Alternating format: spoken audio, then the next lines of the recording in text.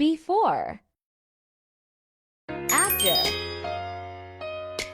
Hi everyone! Another day, another DIY na naman ng mami mo, Yeng. Konti na lang talaga at matatapos ko na rin tong kwarto naman ni Yuna at finally masasabi ko na rin na heal ko na yung inner child ko. Na para sa batang hindi nakatikim ng ni isang bagong gamit at puro pinaglumaan lang, magkaroon pa kaya ng sariling kwarto. Ilang beses na rin nagpapalit-palit ng design itong kwarto namin na to, pero itong wall talaga yung pinaka-problema ko. May bintana kasi dito at hindi ko na nga siya napasara dahil nga naging bahay na rin siya ng kapatid ko sa kabila. Kaya yung pinaglagyan ng aircon hindi pa rin siya palitada. So kaysa magpasimento, magbabayad pa tayo ng manggagawa at bibili pa tayo ng materyales at tatagal pa yung gawa, bumili na lang ako ng plywood. Drinil ko muna siya, then nilagyan ko po siya ng tox para ma-attach natin siya sa wall. Ito lang kasi yung naisip kong paraan para mabilisan nating maplat yung wall at the same time mas makatipid ako dahil kung magpapasimento pa tayo gagastos lang tayo ng malaki. Then nagmasilya lang tayo para hindi makita yung mga screws. Para sa pintura naman, syempre sa Davis lang tayo magtitiwala dahil ito lang talaga yung pintura na sobrang bilis niyang matuyo. Kagandahan pa sa Davis paint kahit hindi ka mag-primer at isang pahid mo lang nakakover niya na agad yung wall. As you can see nakover niya agad yung wall na para ka na din nag-primer. Time saving plus makakatipid ka talaga sa gastos kapag Davis ang ginamit mong pang pintura. So dahil tapos na nga tayo sa wallpaper era at ilang beses na tayo nagpapalit-palit ng design, kumapal na lang siya kaya tanggalin na natin. Nag-iiba lang ako ng design pero ginagamit ko pa rin naman yung mga pinagtanggalan kong materials para makatipid na din. That's why inilagay ko pa rin yung fluted panel na galing sa kwarto nila para hindi masayang, and then pininturahan ko na lang siya ng color pink para sumabay pa rin sa team na gagawin natin. At para sa mga nahook na mga foam bricks wallpaper, pag-isipan nyo munang mabuti dahil kapag tinanggal nyo siya nag-iiwan siya ng residual. Kaya naman tanggalin ng thinner pero dahil tatagal pa nga piniyustone ko na lang din yung wall na to para matakpan yung mga naiwan dikit ng wallpaper. So na-vlog ko na rin to kung paano ko ginawa yung parang may frame sa wall. And for sure, nasanay kayo sa akin sa 20 pesos na tela na waterproofing sa Divisoria. This time, 15 pesos ko lang nakuha ang per yard ng mga ganitong klaseng waterproofing na tela sa Divisoria. At ang perfect pa ng color na bagay sa headboard niya.